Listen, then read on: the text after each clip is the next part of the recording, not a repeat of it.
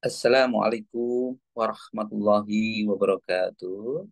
Alhamdulillah, alamin. Wassalatu wassalamu ala Rasulillah wa ala alihi washabihi wa man tabi'ahu. Asyhadu an la ilaha illallah wa asyhadu anna Muhammadar Rasulullah. Allahumma sholli ala sayidina Muhammad wa ala sayidina Muhammad walhamdulillah alamin. Rabbis shrah li sadri wa yassir li amri wa hlul 'uqdatam min lisani yafqahu qawli. Rabbi zidni ilma warzuqni fahma waj'alni minas sholihin bi rahmatika ya arhamar rahimin. Ibu, Bapak, teman semuanya dirahmati Allah dimanapun Anda berada. Kami doakan semoga selalu sehat-sehat, sehat pikirannya, sehat badannya, dan sehat jiwa raganya. Amin, amin ya rabbal alamin. Untuk itu marilah kita bersama-sama berdoa.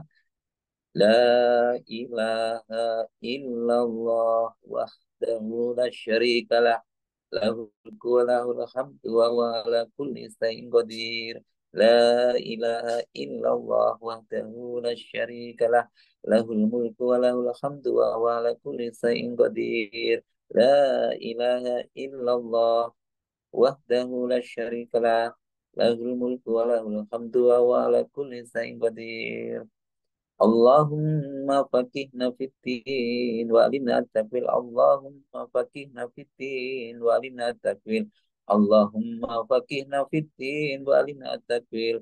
Astaghfirullahaladzim, astaghfirullahaladzim, astaghfirullahaladzim. Subhanallah walhamdulillah wala ilaha illallah wallahu akbar. Wala haula wala quwata illa billahil aliyyil azim. Subhanallah walhamdulillah wala ilaha illallah wallahu akbar. Wala haula wala quwata illa billahil aliyyil azim. Subhanallah walhamdulillah wala ilaha illallah wallahu akbar. Wala haula wala quwata illa billahil aliyyil azim. Kita siapkan diri kita untuk sukses dengan cara apa? Pikiran kita yang pertama memperbanyak syukur, apa yang telah kita terima itu banyak, dan apa yang sudah kita dapat itu kita yakin pasti bisa, bersama Allah pasti bisa. Allahu Akbar, Allahu Akbar, Allahu Akbar, Allahu Akbar. Asyhadu an la ilaha illallah. Asyhadu an la ilaha illallah. Asyhadu anna Muhammadar Rasulullah. Asyhadu anna Muhammadar Rasulullah. Hayya 'alas shalah. Hayya 'alas shalah. Hayya 'alal falah. Hayya 'alal falah. Allahu Akbar, Allahu Akbar. La ilaha illallah. Rabbana zalamna anfusana wa illam taghfir lana wa illam taghfir lana wa tarhamna lanakunanna minal khasirin. Rabbana hab lana min azwajina wa dzurriyyatina qurrata a'yun waj'alna lil muttaqina imama. Rabbi anzilni munzalam mubarakan wa anta khairul munzilin. Rabbana innaka jami'un nasi liyaumin la raiba fihi innallaha la yukhliful mi'ad. Rabbana anzil alaina ma'idatan minas sama'i takunu lana indal awalina wa akhirina wa ayatan minka warzuqna wa anta khairur razikin. Hasbunallahu sayu'tinallahu min fadlihi wa rasuluhu inna ilallahi raghibun. Hasbunallahu sayu'tinallahu min fadlihi wa rasuluhu inna ilallahi raghibun. Hasbunallahu sayu'tinallahu min fadlihi wa rasuluhu inna ilallahi raghibun. Alhamdulillah, alhamdulillah. Amin.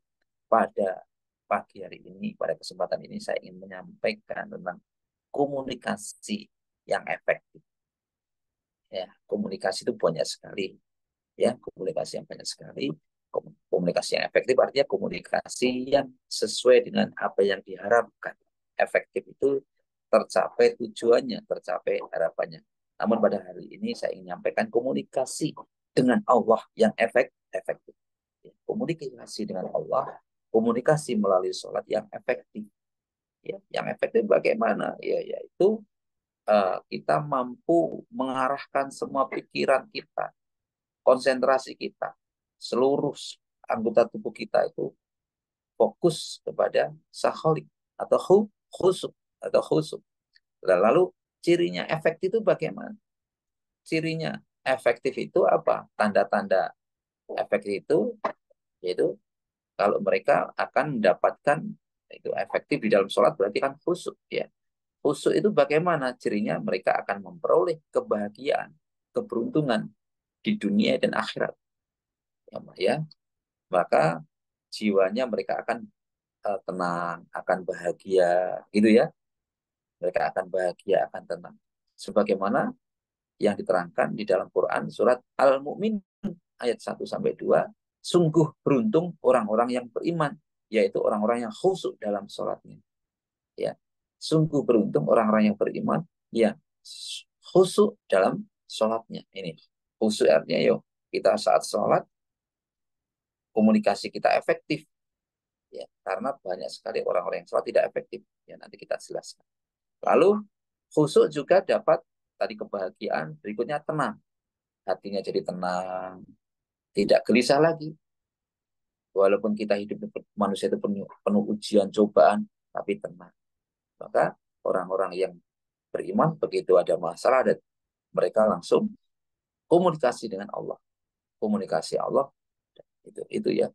Kemudian juga diterangkan di dalam Quran surat Al-Ma'arif ayat 19-23, tandanya komunikasi yang efektif dengan Allah itu yaitu sesungguhnya manusia diciptakan bersifat suka mengeluh. Apabila dia ditimpa kesusahan, dia berkeluh kesah. Dan apabila mendapatkan kebaikan harta, dia jadi kikir. Kecuali orang-orang yang melaksanakan sholat, mereka yang tetap setia melaksanakan sholatnya.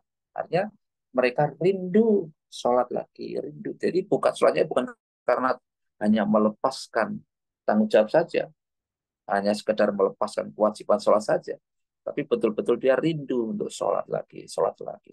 Itu efektif. Berarti mereka telah mendapatkan nikmatnya sholat. Ya, lanjutnya sholat yang khusyuk juga dapat menghapus dosa. Ya, ketika seseorang itu telah melaksanakan sholat dengan baik, maka sholat dengan khusyuk, sholat dengan efektif, maka dosa-dosa tidak hanya yang kecil, tapi dosa yang besar pun juga dihapuskan. Sebagaimana diterangkan dalam hadis, diterangkan dalam hadis riwayat Ibnu Abi Sa'ban, menyampaikan barang siapa yang sholat 2 rakaat di dalamnya dia tidak berbicara sedikit pun, di dalam sholat dia di dalamnya tidak berbicara sedikit pun dengan hatinya tentang urusan-urusan keduniaan, niscaya diampuni dosa-dosanya yang lalu. Nah, kita ini kebanyakan begitu sholat malah kita selalu memikirkan. Jadi sholat kok berbicara dalam hatinya dengan dunia. Jadi kita kontak dalam hatinya, kita ingat A, ingat B, ingat impian, ingat ini, ingat ini. Tidak boleh. Berarti yang diingat itu sebenarnya hanya Allah saja.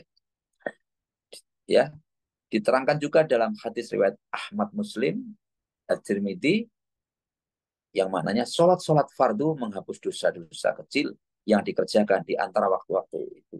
Selama tidak ada dosa-dosa besar yang dikerjakannya. Jadi selama dosa-dosa kecil, tidak ada dosa yang besar, itu diampuni oleh Allah dengan sholat. Itu berarti artinya sholatnya efektif. Ya. Keempat, sholat khusyuk juga dapat mencegah perbuatan keji dan mungkar, dosa dan maksiat. Nah, ini berdasarkan apa? Quran surat Al-Ankabut tadi, ayat Al-Ankabut ayat 45, sesungguhnya sholat itu mencegah dari perbuatan keji dan mungkar. Lalu apa itu sholat khusyuk? Apa itu khusyuk? Mungkin teman-teman baru sekalian bingung. Apa itu khusyuk? Terangkan dalam Quran surat Al-Fusilat ayat 39, yaitu sholat khusyuk, yaitu khusyuk adalah ruh dan inti sholat, ruh dan inti sholat. Jadi mereka semuanya bertunduk kepada Allah. Dijelaskan dalam Quran surat As-Fusilat ayat 39, dan di antara tanda-tanda bahwa kau lihat bumi kering dan gersang. Maksudnya ya ini adalah tunduk, tenang kepada Allah. Khusyuk dalam sholat berarti hadirnya hati, hadirnya hati ketika menghadap Allah dan tenangnya anggota badan, juga perkataan dan perbuatan orang yang sholat ikut dihadirkan sejak awal hingga akhir sholat dengan menghadirkan dalam rangka pengagungan, pendekatan diri hamba kepada Allah Subhanahu wa taala. Nah, itu ya. Khusyuk seseorang itu akan muncul jika seseorang itu takut kepada Allah, dekat dengannya. Kedekatan kepada Allah itu dapat dirasakan ketika seseorang itu benar-benar mengenal Allah dan mencintai Allah. Maka khasah atau khosah atau rasa takut berdasarkan ilmu. Kalau tidak memiliki ilmu, ya tidak bisa, harus memiliki ilmu. Dan takut kepadanya, takut kepada Allah, dan kemudian mengikhlaskan ibadah kepada Allah. Kemudian khauf, rasa takut, rojak, berharap, itulah yang menyebabkan seseorang makin khusyuk. Jadi mencintai karena berdasarkan ilmu, takutnya juga karena Allah, rojaknya juga berharap karena Allah. Takutnya juga ilmu, dan rojak berharapnya karena semata-mata hanya Allah yang bisa memberikan pertolongan atas semua permasalahan apapun dalam kehidupan ini. Benar? Maka khusyuk dapat dihasilkan dari mana? Dari hati. Dari hati yang khusyuk. Lalu diikuti dengan khusyuknya seluruh anggota badan atau jawarih. Ya. Dari khusyuknya hati, barulah khusyuknya pendengaran, khusyuknya penglihatan, khusyuknya kepala, dan seluruh anggota badan lainnya khusyuk. Ya. Sampai ucapannya khusyuk, ikut juga khusyuk. Ya. Semuanya khusyuk. Kaki khusyuk, tangan khusyuk kepada hati. Namun jika hati tidak khusyuk, hati tidak taat, tidak tunduk, yang dihasilkan adalah ghaflah.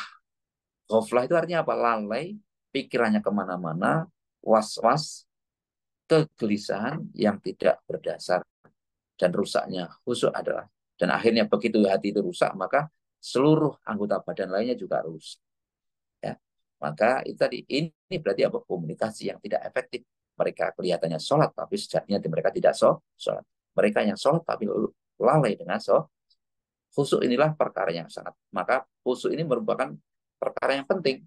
Sesungguhnya, beruntunglah orang-orang yang beriman, orang-orang yang khusyuk di dalam sholatnya. Quran Surat Al-Mu'minun, ayat 1-2. Nah, khusyuk itu juga cepat sekali hilang. Ya, di zaman-zaman seperti ini. Karena banyaknya godaan, banyaknya kesibukan, banyaknya aktivitas luar biasa ini. Banyak informasi yang luar biasa. Dijelaskan dalam hadis riwayat At-Tabrani, perkara yang pertama kali diangkat oleh Allah ya dari umat ini adalah khusyuk, sampai tak terlihat orang yang khusyuk di dalam sholat. Jadi sampai hampir semua itu tidak ada yang khusyuk sholatnya. Sholat yang di dalam tidak ada khusyuk dan tidak menghadirkan hati, walaupun sah, tetapi besarnya pahala dilihat dari makin kekhusyukan ya di dalam khusyuknya hati. Jadi ya walaupun sholatnya sah, tapi besarnya pahala itu berbeda-beda kadarnya. Ada yang selesai dari sholatnya, tetapi ya hanya mendapatkan 1/10. Coba, 1/10. Ada yang 1/9, 1/8, 1/7, 1/6, 1/5, waduh, 1/4, 1/3, separuh. Ini hadis riwayat Abu Daud dari Rasulullah SAW menjelaskan banyak ini seperti itu. Ya, ini berarti apa? Termasuk komunikasi yang tidak efektif. Adalah kita, marilah kita terus meningkatkan kualitas diri kita untuk bisa khusyuk. Supaya apa? Ya bisa, ya harus kita lebih besar ya. Ya, artinya kita mendapatkan kualitas komunikasi kita dengan Allah dan besar. Dijelaskan, jadi kiat supaya kita itu hati kita khusyuk gimana? Kita harus berdoa, berharap, takut, khusyuk, dan tawakal. Doa agar tidak malas disucikan. Jadi salah satunya yaitu membaca ta'awud. Ta'awud ya. Setiap mau sholat itu boleh ya membaca ta'awud. Ya, boleh ya. Jadi boleh di sebelum sholat itu kita membaca ta'awud ya, begitu ya. Agar kita apa? Agar di dalam agar apa? agar setan-setan itu tadi pergi dari kita. Ya, kita memohon kepada Allah, memohon kita membaca ta'awud. Gimana bacaannya? A'udzubillahi minasyaitonirrajim. Ya, itu boleh diteraskan juga boleh. Memohon perlindungan kepada Allah membaca ta'awud tadi. Ya, dilafadzkan boleh, tidak hanya dalam batin, ya, dilafadzkan sebelum takbiratul ihram tadi ya. Kemudian saat berdiri menata niat tadi betul-betul agak jangan tergesa-gesa dan takbiratul ihram betul-betul ditata niatnya, betul-betul niat dikosongkan, pikiran dikosongkan sampai betul-betul hadir, sampai betul-betul khusus, sampai betul-betul baru sambil membaca tadi sambil betul-betul menata niatnya, mengkosongkan pikirannya sampai betul-betul niat itu betul-betul sudah betul, baru takbiratul ihram. Kemudian meletakkan tangan di dada sambil membaca. Ini ada yang mengatakan yaitu Subhanal Malikil Kudus, Subhanal Malikil Kudus, ya itu ya, Subhanal Malikil Kudus, Kholakil Fa'al sebanyak 7 kali. Maha suci, penguasa zat yang suci, sang pencipta yang maha berbuat, ya itu ya. Jadi sebanyak 7 kali itu boleh, juga ada yang menyatakan demikian, itu juga boleh di dalam sholat. Jadi itu salah satu cara menjaga kita kiat supaya komunikasi kita efektif dengan Allah, sehingga tujuan dari komunikasi, tujuan dari sholat kita itu tercapai. Mudah-mudahan kita semua ditambah, diberikan kekuatan oleh Allah SWT, dan kita sholat ibadah kita betul-betul efektif. Semua kebenaran datang dari Allah dan kesalahan itu menurut diri saya pribadi. Mari kita bersama-sama berdoa, memohon kepada Allah agar kita semua diberikan pertolongan, diberikan kekuatan oleh Allah SWT. Hajat-hajat kita, orang tua kita, teman-teman kita, saudara kita disukseskan oleh Allah SWT. Al-Fatihah. A'udzu billahi minasyaitonir rajim. Bismillahirrahmanirrahim. Alhamdulillahi rabbil alamin. Ar-Rahmanir-Rahim. Maliki yaumiddin. Iyyaka na'budu wa iyyaka nasta'in. Ihdinas siratal mustaqim. Siratal ladzina an'amta alaihim. Khairil maghdubi alaihim waladdallin. Amin. A'udzubillahiminasyaitonirrajim. Bismillahirrahmanirrahim. Idza waqa'atil waqi'ah laisa liwaqa'atil kadhibah. Qafidatun rafi'ah. Idza rujjatil ardu rajja wa bussatil jibalu bassa.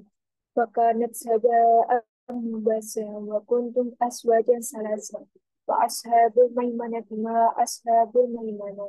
Wa ashabul masy'amati ma ashabul masy'amah. Wasabiquna sabiqun ulaikal muqarrabun fi jannatin na'im sulatun minal awwalin wa qalilun minal akhirin ala sururin mardulah muttaqiina 'alaiha mutaqabilin yatufu 'alaihim wildanun muhalladun بأكواب وأبواب وكأس من معين لا يصدعون عنها ولا ينصفون وفاكهة مما يتخيرون ولحم طير مما يستحون وحور عين كعسل معين جزاء بما كانوا يعملون لا يسمعون فيها لغوا ولا تأثيما إلا كلا سلاما سلاما وأصحاب اليمين ما أصحاب اليمين في سدر مردود متكئين وطحن منضود وظل ممدود وماء مشهود وفاكهة كثيرة لا مقطوعة ولا ممنوعة وفرش مرفوعة إنا أنشأناهن إنشاء فجعلناهن أبكارا عروبا أترابا لأصحاب اليمين سلة من الأولين وسلة من الآخرين وأصحاب الشمال ما أصحاب الشمال في سموم وحميد وظل من يحمد لا بارد ولا كريم إنهم كانوا قبل ذلك مترفين وكانوا يشيرون على الحنس العظيم وكانوا يقولون أئذا منا وكنا ترابا وعظاما أئنا لمبعوثون أو آباؤنا أولون قل إن أولين والآخرين لا مجموعني لا مجموعنا إلا ميقات يوم معلوم ثم إنكم أيها الضالون المكذبون لآكلون من شجر من زقوم فمالئون منها البطون فشاربون عليه من الحميم فشاربون شرب الهيم هذا نزلهم يوم الدين نحن خلقناكم فلولا تصدقون أفرأيتم ما تهمون أأنتم تخلقون أم نحن الخالقون نحن قدرنا بينكم الموت وما نحن بمسبوقين على أن نبدل أمثاله وننشئكم في ما لا تعملون ولقد علمتم نشأة الأولى فلولا تذكرون أفرأيتم ما تحرثون أأنتم تزرعونه أم نحن الزارعون لو نشاء لجعلناه حطاما فظلتم تفكرون إنا لمغرمون بل نحن محرومون أفرأيتم الماء الذي تشربون أأنتم أنزلتموه من المزن أم نحن المنزلون لو نشاء جعلناه زجاجا فلولا تشكرون أفرأيتم النار التي تنون أأنتم أنشأتم شجرتها أم نحن المنشئون نحن جعلناها تذكرة ومتاعا للمقوين فسبح باسم ربك العظيم فلا أقسم بيوم النجوم وإنه لقسم لو تعلمون عظيم إنه لقرآن كريم في كتاب مكنون لا يسمعون إلا مطهرون تنزل من رب العالمين أفبهذا الحديث أنتم مدهنون وتجعلون رزقكم أنكم تكذبون ولولا إذا بلغت الحلقوم وأنتم حينئذ تنظرون ونحن أقرب إليه منكم ولكن لا تبصرون ولولا إن كنتم خير المدينين ترجعونها إن كنتم صادقين فأما إن كان من المقربين فراه ورحيم وجنة النعيم وأما إن كان من أصحاب اليمين فسلام لك من أصحاب اليمين وأما إن كان من المكذبين الضالين فنزل من حميم وتصلية الجحيم إن هذا لهو كل يقين فسبح باسم ربك العظيم صدق الله العظيم